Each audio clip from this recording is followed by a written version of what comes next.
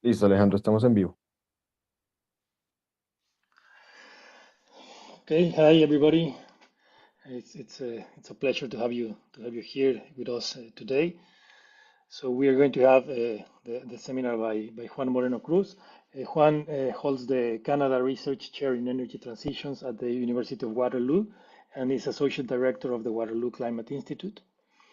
He holds a PhD in economics from the University of Calgary and a master's and bachelor degree in electric engineering from Universidad de los Andes in Colombia. His work analyzes the role of disruptive technologies such as solar radiation management and carbon dioxide removal in addressing climate change. He's a highly interdisciplinary scholar with work expanding economic valuation, policy design and evaluation, as well as international climate policy. Juan, we are very happy to have you here with us today, and please go ahead.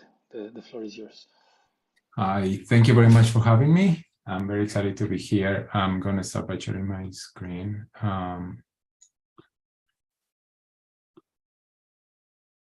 So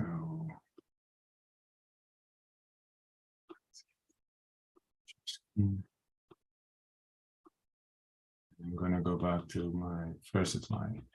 All right. Are we seeing the slides or my presenter mode? No, we see the slides. Okay, cool. So yeah, thank you again for having me. Today's seminar is a paper I've been trying to do for a while, but it finally things aligned so that I was able to work on this. One of the things that align is that Tony Harding, who is in the audience, joined me as who was one of my students, joined me as a co-author, and since then we have been pushing a little bit faster on this paper. So Tony, I think, will be able to answer all the questions that I can. So just shoot. The idea of the talk today is I've been working in different aspects of climate policy throughout my career. I have been addressing issues on adaptation, on mitigation, or emissions reduction. And the thrust of my work is actually on solar geoengineering, this idea of cooling the planet by spraying aerosols in the stratosphere, for example. And what I have found is that people treat these different forms of climate intervention as if they are different, fundamentally different from an international perspective. And I have always found that kind of weird because from international perspective, the only thing that matters really is whether you're affected or not by a policy. The type of policy that you do really doesn't matter. So this paper is a response to that. The idea is to say, okay, we have several forms to deal with climate change, and we should think of a way to govern those from an international perspective. And I think, or at least that is my hypothesis, that that we do a lot of damage by trying to keep them separate, trying to do regulation for adaptation and then international regulation for mitigation. And I think this has come up from the way that was conceived by the IPCC, the idea that there are these joint ways to actually tackle climate change. And our international climate governance institutions have kind of kept up with that. There are these different ways to do it. And I think we're missing on the possible synergies of these policies by not thinking about them together. So the other thing that, and I'm going to get into this, the other thing that motivated this paper is not only there are different technologies, but there are also different policies. So we have been, from an international perspective, the focus has been mostly on international environmental agreements, this idea that you participate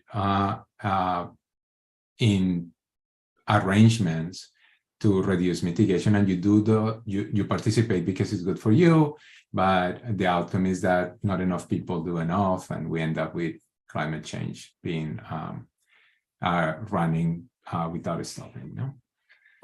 So, and then came these other ideas, no? What about if we do clubs? So William Nordhaus proposed clubs, and people are like, oh yeah, and everybody's doing clubs now, and everybody's doing border adjustment tariffs and stuff like that. And the reality is that those are not necessarily disjointed, no? That actually the policy choice is not just one is better than the other, it depends on the context. And that is what we're gonna do here with Tony. So to set up the problem, this map shows the climate impacts in 2100 as change in GDP per capita. This is a map that comes from another paper with Tony on the impacts of climate change and economic growth. But what we see in this paper, or in this map, sorry, is a lot of heterogeneity on impacts. No? We have Africa and large parts of South America suffering the most. And then we have northern countries actually benefiting for some amount of warming. And then we have countries in between that kind of are indifferent about climate change. So this heterogeneity matters because how much we do about climate change is going to be a function of those impacts. But it's not only that, and this comes as not surprise for all of us working on environmental economics, it is also a function of the marginal cost or marginal abatement cost. No? And this is a map produced by Tony this morning. That just shows a little bit of variation in the marginal abatement cost of let's say, the first unit of CO2 across different countries. And we have some countries that the cost is not too high, and then we have, again, African countries and some countries in South America that are actually, and in Central America, that are actually, they have very high cost of mitigation. So now we are facing this from an international perspective. We have a lot of heterogeneity in impacts, a lot of heterogeneity in marginal abatement costs.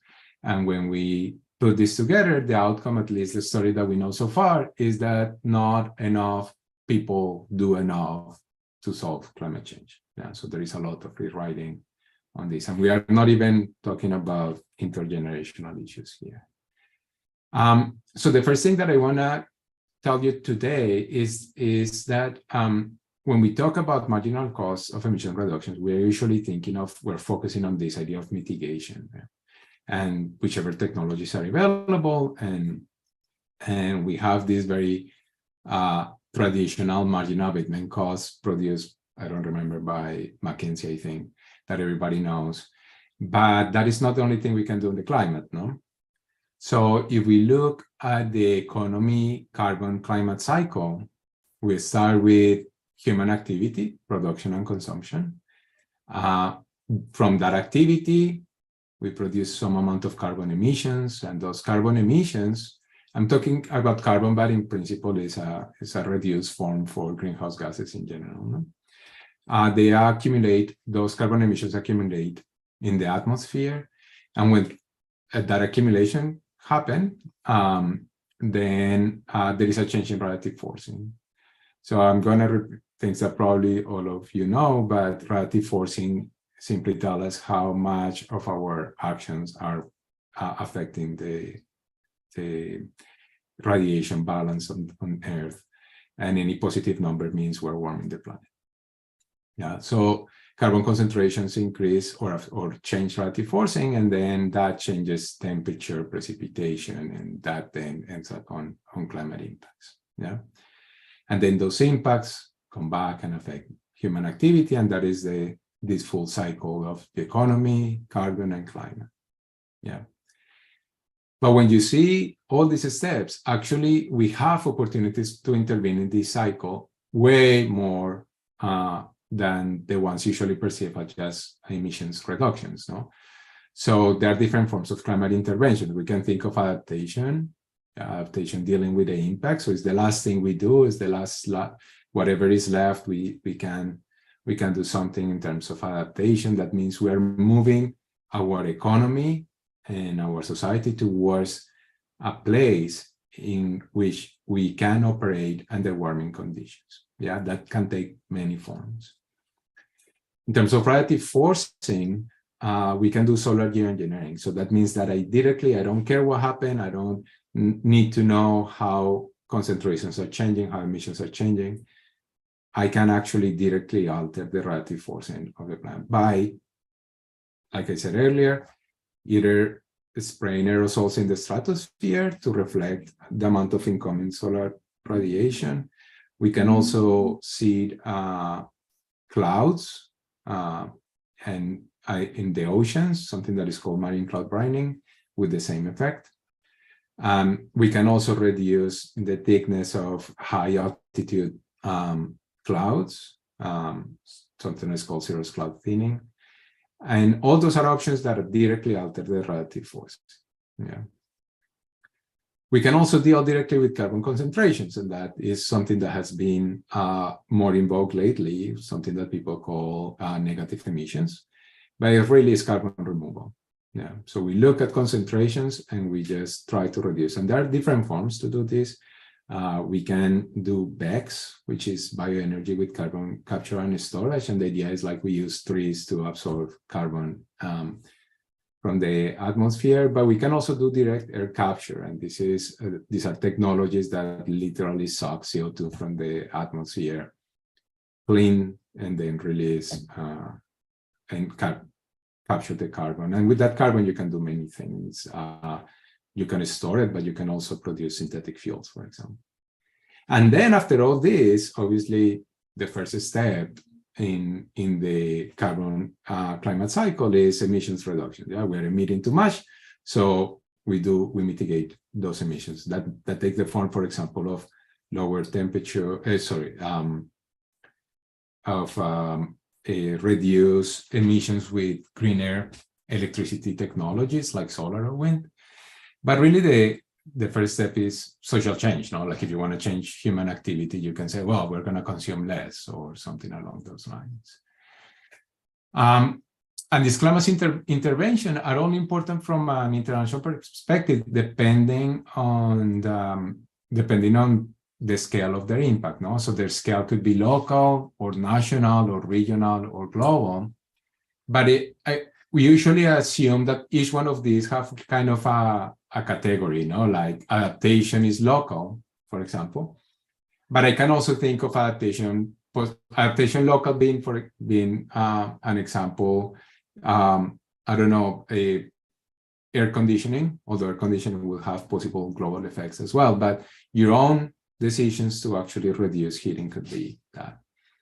But it could be national, for example, if we come up with a plan for, let's say, agricultural and crop changes. So that is kind of a national adaptation plan.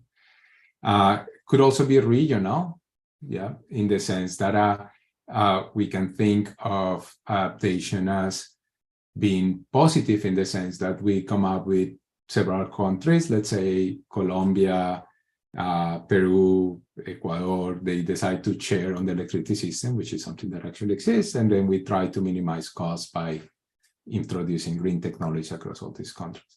But it can also be bad. Adaptation could also have negative regional implications. So for example, if we have a national adaptation plan that is to increase irrigation, and we dam rivers, then if that river crosses boundaries, international boundaries, then it becomes a regional conflict or a regional issue, adaptation strategy. And we need to deal with that. An example of this is the Mekong River in Vietnam and Cambodia, for example, and Laos. Similar stories we can tell about solar geoengineering. The traditional approach is that is global, but we can also think of regional alternatives like marine cloud brining, that we actually have a more reduced impact. With carbon removal, we can think of local implementation, but in the sense that cities can come up with the stories and ways to actually sequester their own carbon, just like we do garbage disposal. But it's more likely to have national plans, national policies, or even regional, because the idea is we have systems that are large enough that need to be captured. That need to be the fixed cost of the implementation was so high that you need to share it across multiple countries. But in all of these cases, it doesn't matter. The impacts of carbon removal are global, because you're actually taking emissions down from the atmosphere. So just like solar geoengineering, the impacts are going to be global. The story with emissions reduction is the same. You can do local, national, regional, or global. But all of these ones have global implications. And then I'm not going to say anything about social change because that is an area that I don't know much about. But there is a lot of research going on ways to nudge people into changing their behaviors. So these policies don't have to be implemented one by one. No, we can actually choose to implement a portfolio of policies that the combination, we can talk about mitigation or carbon dioxide removal or solar geoengineering, different forms within those larger sets. And the outcome is really how much temperature reduction you want and how much temperature reduction are you able to implement as a country. Yeah.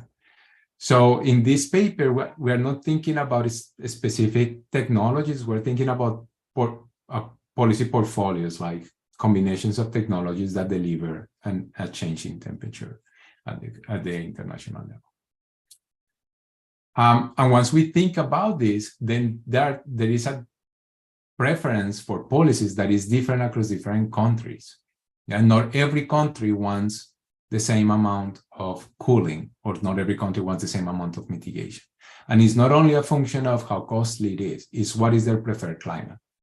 Yeah. So countries have evolved, and countries' economies have evolved to adjust to a particular climate. And we came up with the idea in the 1990s that the best thing to do was going back to 1990s climate, or sorry, the pre-industrial climate.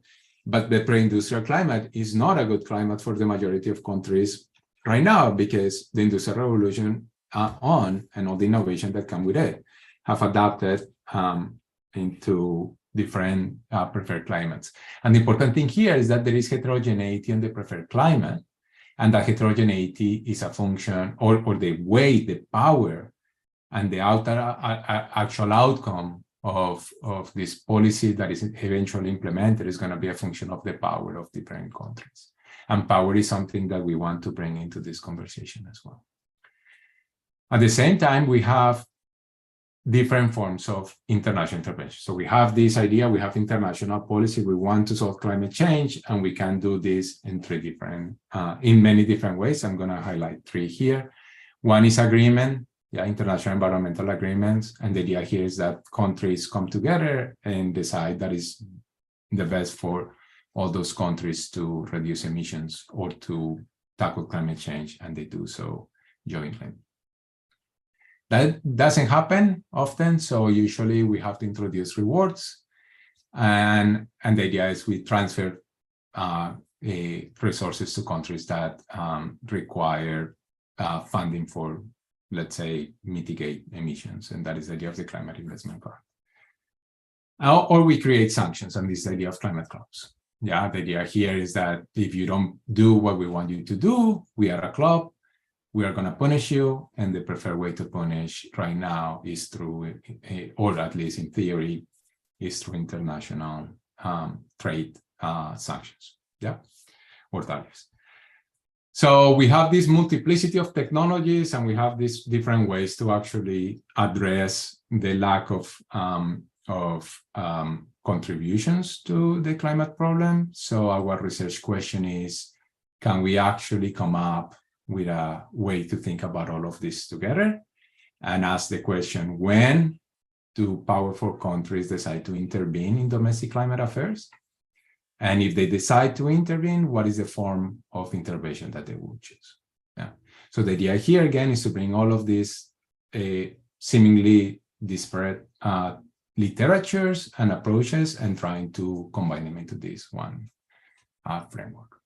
Yeah, so that's what we do in this paper, Unifying theory for an intervention in domestic climate policy. Something that we're going to do here is actually talk about power explicitly, something that is absent in the majority of literature in climate negotiations. We're going to tackle different policy interventions as if they are fundamentally variations of a technology. And we're going to discuss different climate strategies. Yeah. So the model is we have two countries, a hegemon and a target. We're going to refer to the hegemon as H and a target as R, and the hegemon is like the powerful country. And each one of those countries can implement a portfolio of policies. Yeah. What they want to do as a country is minimize their cost. Yeah. So their costs are going to be a function of their own policy, G, I, and the policy of the other country. Yeah. And that is the idea that we're introducing here, is that actually the policies of the other countries have a negative or an externality on you. That externality will be positive or negative. And that is the strength of that externality is measured as gamma. And the idea here is that the total costs are going to be the sum of damages, which are D, and the private implementation costs of policy, which are CI. Yeah, so when I'm going to implement a policy, it costs me something, but it has global implications. Yeah. And we are going to talk about this solution concept and the equilibrium space only as a function of two parameters. One is the preference divergence, delta. So delta is the difference in preferred climates, or how much cooling you want, or how much policy, in more broadly speaking, you would like to see. And there are going to be differences across different countries. The hegemon might want more cooling than the target, or the other way around. Yeah. And it's also going to be a function of exposure. That idea is how much I am exposed to somebody else's policy. If that exposure is zero, I don't care about what they do. If that exposure is really high, then I care much about what we do. And the combination of delta and gamma is what we call the policy externality. And our solution and our explanation of how things are moving is going to be a function of that policy externality. So we start with the Nash equilibrium, and this is very standard. Where for these derivations, we're using a quadratic functional form, and that means that the best response functions are linear. And the equilibrium, the Nash equilibrium, is going to be the place in the policy space in which the two best response functions intersect. The green one here is the best response function for the hegemon, and the best response function for the target is in blue. And the intersection here, and I hope you're seeing my mouse move, is the Nash equilibrium policy for the hegemon and the target. The hegemon, I should have said this early, the hegemon policy is measuring the vertical axis as a function of the target policy. Yeah. At this intersection, there are costs associated to that policy. So these are iso-cost curve, which, remember, is the total cost is damages prime implementation. And then we are going to have these cost curves. This blue one is going to be the iso-cost for the target, and the green one is the iso-cost for the hegemon. Yeah. And what we know for this equilibrium is that there is under provision. Yeah. So if we look at the optimal is where the iso-costs are tangential. We see that countries will benefit from more policy in both countries. No? So an increase in the policy of the target and an increase in the policy of the hedge. And the reduced cost, because it's an improvement, is because these iso-costs move inwards as the costs are reduced. Yeah. So this dotted line has a lower cost than the solid line, and the same here. So that we end up in a point in which we would have been better if we had implemented the optimal solution, but because there is free riding, then we end up implementing too little of these two policies. Yeah, this is the free riding equilibrium, and we know a lot about that in the literature. There is another form of equilibrium, which is the free driving equilibrium. The free driving equilibrium, the concept was introduced by Marty Weissman in a paper in 2015. And it appears when actually one of the countries can do so much policy or implement so much policy that, let's say, the temperature becomes too low for another country. But the reason they can do that is because the technology is too cheap, yeah, or they have a lot of leverage. Yeah? And the question is like, when does this free driver appears? So what we show in this paper too is that that is a function of our two parameters, the exposure and the preference divergence. Yeah. So if you start to do a lot of policy and you have a lot of influence on my climate, then eventually I'm going to want you to stop. But if I cannot make you stop, what I'm going to do is start to do negative, a negative version of the policy to compensate for you. So if your policy portfolio cools too much, I'm going to do a policy portfolio that maybe warms a little. Yeah, this is weird, but in the terms of climate geoengineering, that can happen. No?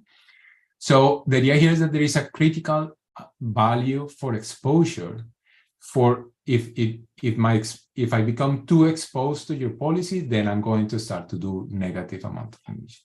And this is going to be reflected in the policy space as being an equilibrium that is on the second quadrant. No, so we have negative geoengineering negative policy by the hegemon and positive policy by the target. Of course, what the hegemon wants to do here is to move back to this point. No, the hegemon wants to say, look, if we are here, in the case in which I don't do any policy, so it's free to me, you are also better off because your cost curve will cross this point, and that cost curve is inside, so it will be lower cost. But because, again, we are free driving, we are not there. We end up with too much policy by one country and a negative compensation by the other.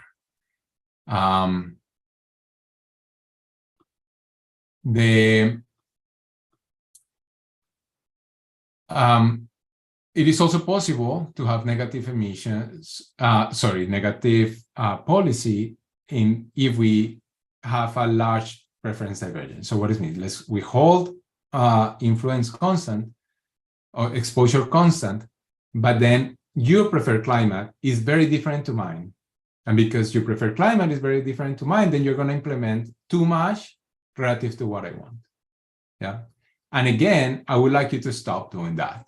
No, we are here now, and I'll be like, why don't we just move here and you do a little bit less, I do nothing, and everybody's happy. Yeah. But again, because we're free driving, there is too much. Yeah. So when we combine these notions, we end up with a parameter space in which we can talk simultaneously about combinations of parameters, delta and gamma, that deliver a free riding equilibrium and combinations of parameters that deliver a free driver equilibrium. Yeah. And this is the first step in unifying our discourse, because we have different literature, some focusing on free drivers, some focusing on free rider. And what we're saying here is like, no, we can talk about these things together. Yeah. So this green line here is the one that shows the amount of geoengineering of policy of the hegemon is 0. So anything above this line, the hegemon is doing negative policy, and below is positive. This blue line shows the same, but for the target. So anything above this line is a positive amount of policy. Anything below this line is negative. Yeah. So that means in this space here between the green line and the blue line, we have a free rider equilibrium. Everybody has positive amount of policy, but they are actually not implementing as much as they could. Yeah.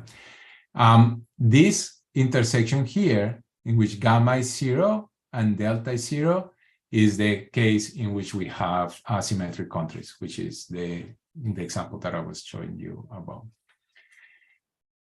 If we are above this green line, we have the target is free driving because it's doing too much. So it's driving the climate.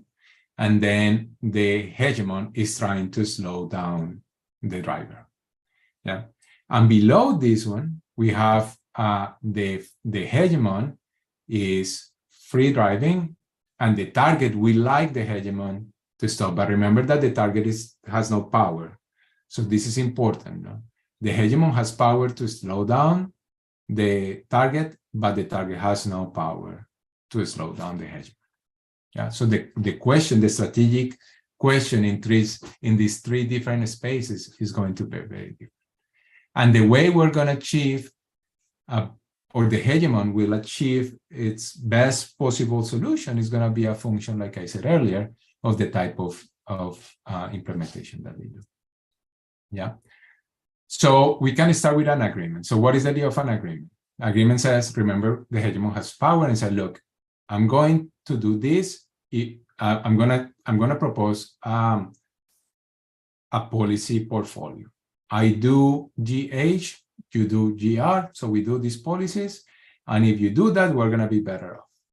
Yeah, and we're gonna say, what are these G, R, and H? A, they are the solution to this problem. We're gonna minimize jointly our cost, and we're going to pick a problem. So this is exactly the solution of the optimal planner, no? We're going to say, look, we're going to do the best we can. Subject to incentive compatibility constraint. Yeah. That means that whatever policy I'm proposing, both countries need to be better off. Yeah. If they are not better off, then agreement is not possible.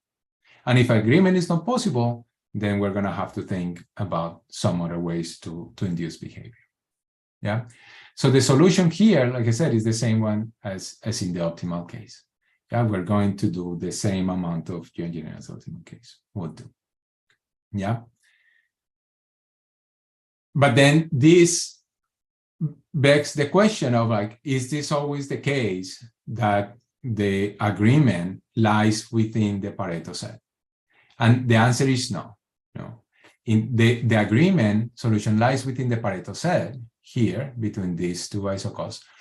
In this particular case, because they are symmetric, and that is always the case. But when you introduce asymmetry, the optimal will lie outside the Pareto set, which means that maybe you just don't want to do an agreement and you're going to prefer just to go with Nash. Yeah. So for example, if the optimal was over here, that means the blue cost will be larger than the Nash. So you're going to prefer to do Nash. Yeah. So this combination of parameters that deliver an optimal or an agreement solution within or outside the Pareto set is pretty much what is going to determine what you prefer. Yeah. So we can think of this, and this is our first or second proposition really, in this space. So this is the gamma delta space. And what this proposition says is agreements are going to prefer to Nash under these blue areas, and Nash is going to be preferred on this green area. So remember, this is when when the policy at the hegemon is 0. Yeah. So the hegemon here is super happy. They're not doing anything, so they're fine. If the deviation, that means if the preference divergence increases, that means the target country wants to do something very different than what the hegemon would like them to do, then the hegemon is going to start to propose an agreement. Yeah. The same if the policy exposure is too high, then also is going to be like, okay, maybe we need to bring you in because I don't want what you're doing. I don't like what you're doing and that much. Yeah. But that is from the hegemon's perspective. Yeah. From the target's perspective, the question is different. Yeah. The target perspective says, look, in here, I'm fine. Yeah. Everything is close to me doing nothing. I'm okay with Nash equilibrium and doing fine. In here, I'm doing a little bit of negative, but it's not too much. And in here, I'm doing a little bit of positive policy, but it's not too much.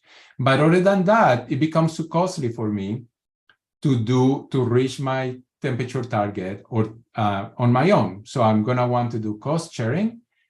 And that's the idea up here. I'm going to try to induce or will accept an agreement if I am up here. And in here, I'm going to accept it, but only because the hegemon is doing too much of that negative policy. So I want the hegemon to come back a little because I don't want to do too much compensation. So when you put all those things together, you end up in an incentive compatible agreement region. And it's this green region, yeah? Sorry, it's the blue region. And so in the blue region, so for high gamma and high delta, you get an agreement, or if people are getting an agreement. If gamma is high and delta is low, then you also get an agreement. And then we have this area, green area here, in which the policy exposure is so small that really you don't care. The hegemon doesn't care what you do because really the exposure is too small for you to care. Yeah. So just let them play Nash. So this is the proposition for agreement. So we have a space in which we can actually talk. For many technologies, it doesn't matter what they are. The only thing that matters is what is the exposure and what are the preference divergence. I really don't care about the technology specific. Yeah. And we can negotiate and talk about agreements in this sense. But the problem here is this green area. Yeah. The hegemon would like for this green area to be blue. The hegemon would like to bring the target into an agreement. And that is what it has to do when we talk about rewards and sanctions. What is the hegemon is going to say, I'm going to try to bring you in. And I have these two options. I'm either going to transfer money or I'm going to take that money away from you. Or it's not money. But so the first alternative is rewards, no, or transfers. Yeah. And the idea here is that the cost of the target, if you implement the policy that the hegemon wants to do, the hegemon is going to give you a transfer as a function of that policy. Yeah. So your costs are really not as high because you are getting compensated. And the hegemon is actually going to pay that. Yeah. So the hegemon is going to incur costs so that you move into the equilibrium. And this is really what we have seen when we think about transfers in climate change. No? Like, look, we want you to do more, but it's costly for you, so we're going to give you money so that you decide to do what will be good for the two of us or for all of us. Yeah. So this is a transfer mechanism. Now, again, these transfers need to be incentive compatible, no? So the incentive compatibility means that the minimum I can give you is the difference between what you are going to, the cost that you're going to incur if you do the proposal that I'm giving you and the rewards, and the Nash equilibrium. Yeah. So if I give you anything less than that, you're going to do Nash. Yeah. So you have to give you enough to compensate. The idea here is that you don't always need to pay, no? Because the maximum of 0 and this. No? So it's possible that you don't have to do this transfer as a country. So what is the problem for the hegemon? The problem for the hegemon is like, look, I'm going to try to minimize my cost plus your cost. Yeah. But that ends up being my cost, if you replace this here, my cost plus your cost minus the transfer I do under Nash. But this is a number. Right? So this is really the same optimal solution that we had before. I'm going to pick the optimal solution, but I'm going to have to give you a transfer. Now, if I am in the symmetric case, then my transfers are 0. Yeah, because in the symmetric case, we are both here. Sorry, I have to. The symmetric case is here. So it's blue. That means you want to participate. Yeah. But I don't have to incentivize in anything. But that is actually not always the case, no? It is possible that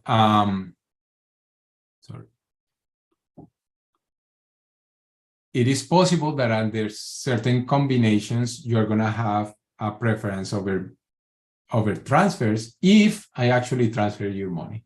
Yeah, so remember this darker yellow shaded area was the green area before. So under this area, the target country was like, I'm gonna play Nash. Yeah. So what the hegemon has to do is transfer enough so that that country, the target country, actually decides to implement. Yeah. And this, other than that, in this lighted yellow area, you both were agreeing on doing enough and moving to the optimal. Yeah, so you don't have to induce any behavior. The real change is inside this bubble, and what you're going to have to do there is to pay positive transfers to the other country. Yeah, and transfers are costly for you, but in return, you're getting a reduction in your total cost because you're getting more policies implemented. So the hegemon in principle is happy, and you are, and the target is indifference between. Yeah. Another alternative is sanctions. No. Now, the trick with sanctions is that sanctions don't come to you for free. Yeah. Sanctions actually cost you in terms of reputation or enforceability or something. Yeah. So what you're going to do is say, look, I'm going to sanction you, and how much of that sanction actually affects you is a function of sigma. And sigma is less than 1. Yeah. So that means that what is costing me, the hegemon, some amount, it will cost you less. Yeah, because it's difficult for me to actually enforce my sanction. Yeah, we have seen this recently on sanctions on Russia, for example. No, it is difficult to enforce that because there are other countries that can and will continue to trade with Russia. So I end up with less oil, but you don't end up with an equal reduction in those costs, for example. No? But other than that, if sigma was equal to 1, then you will have a very similar problem as we have with transfers, no?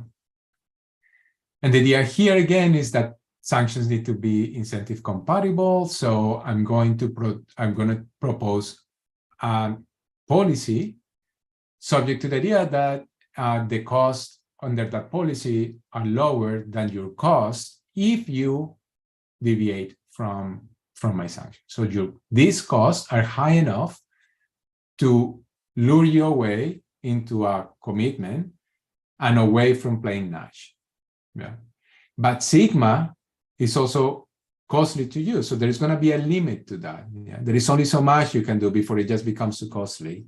And at that point, you might decide to do transfers or an agreement. Yeah. So the sanction simply is, just like I said earlier, looks exactly like the solution for transfers, except there is this term here that makes it more costly for you.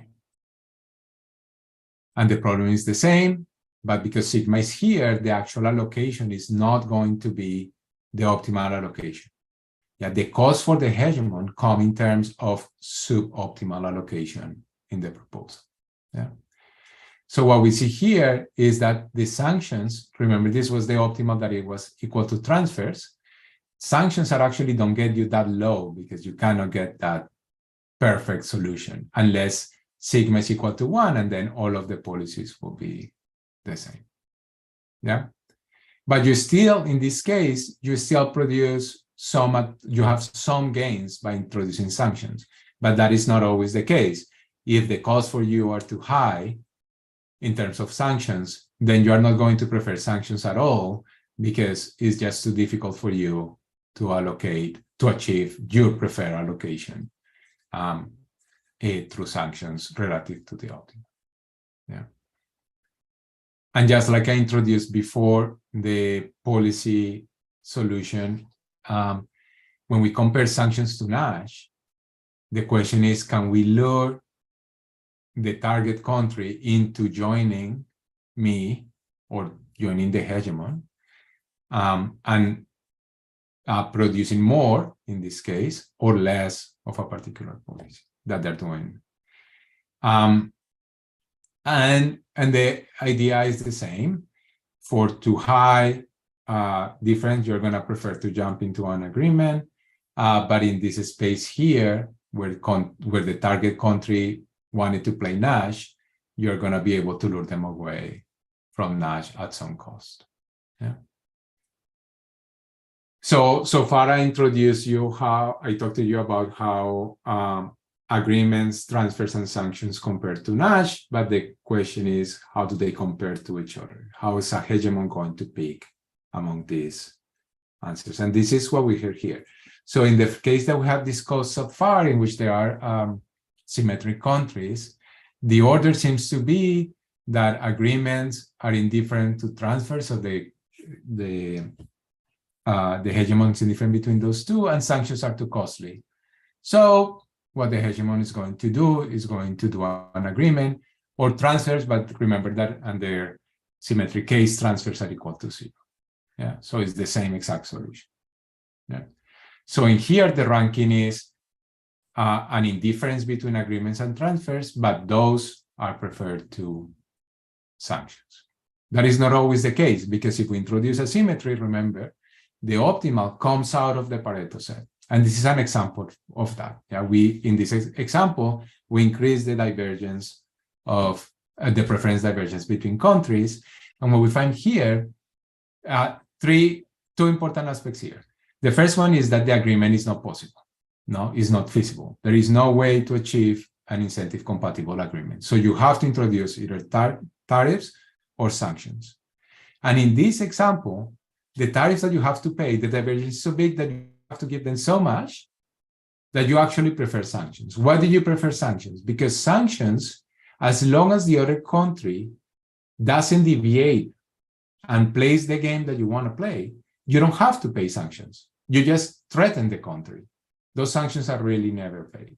So that's why, in this case, there is a preference for sanctions over tariffs. And these two pictures actually highlight the possibility that the preference over intervention is going to be a function of either delta, or the preference asymmetry, or gamma, the exposure. Yeah. So here what we have is an example of how the different policies ranked as a function of the preference asymmetry. Yeah. Initially, for preference asymmetry that is negative, we are going to want an agreement. That's it. That means the target is doing too much of negative, so I want to bring them in. And then I'm going to try to bring them in, and I'm going to pay them unless payment becomes too expensive, at which point I'm going to switch to sanctions. Yeah. And then as that preference asymmetry reaches kind of the point of symmetry, then I'm going to switch to an agreement, and then as it deviates, I'm going to pick Nash. Yeah. This is a figure just to highlight the possibility that actually the ranking of these different strategies are going to be changing as a function of preference divergence, and it's also be changing depending on exposure. Yeah. So we have low exposure, we might end up with quite indifferent between whatever is happening, no? Because with low exposure, I really don't care. You are not affecting me. But that difference between the scores are going to start to increase as my exposure to targets policy increases. Yeah. To some relatively small amount of exposure, you end up with sanctions, and then for a larger one around here, you switch to rewards because again, rewards become cheaper than sanctions at that point. Briefly switch to agreement, and again, there is this little bit in which we do Nash, which is this intermediate case of gamma that actually delivers for a particular amount of gamma. What you end up is the cost of the hegemon being 0. That means the target is doing all the effort for the hegemon. So I'm just going to let them play. And any deviation from that minimum amount, I'm okay with Nash. I start to play again when the deviation is too high, when the exposure is too high. Yeah. So we can bring all of this. Excuse me, Juan. Yeah. We have like 5 minutes left to the presentation to have some space for questions. Yeah, I'm almost done. Thank you. So the main proposition simply ranks all these policies and tells us in the remember that the hegemon and the target agree on this blue area, that an agreement is great, but the hegemon can bring the target into alignment by either by transferring resources to the target or by creating sanctions. And this orange area here is where the hegemon prefers sanctions. The yellow area is where the hegemon prefers transfers, and the blue is where the hegemon prefers and implements an agreement without sanctions or transfers. Well, everything else is going to play Nash. And again, we can think of this as an example.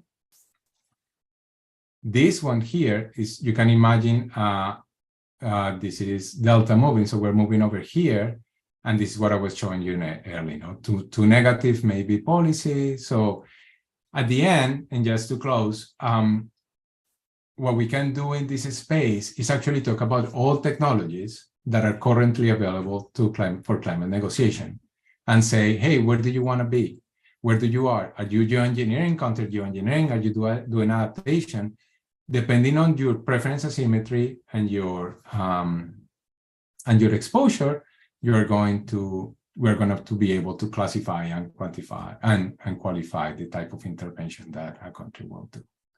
Yeah.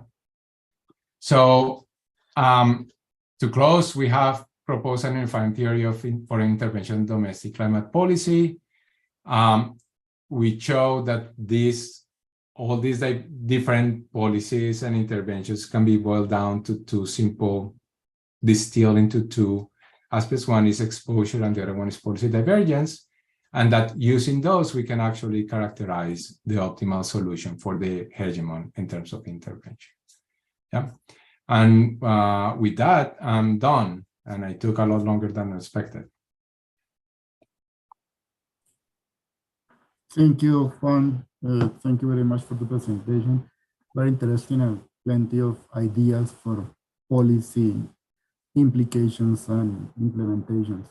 We have some minutes left, so if any in the audience wants to share a comment or have a question, please just unmute your mic and go ahead, please.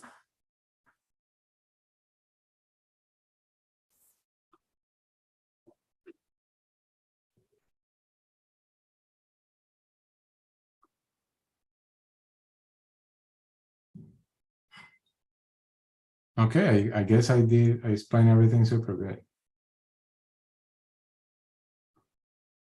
Any comment or question?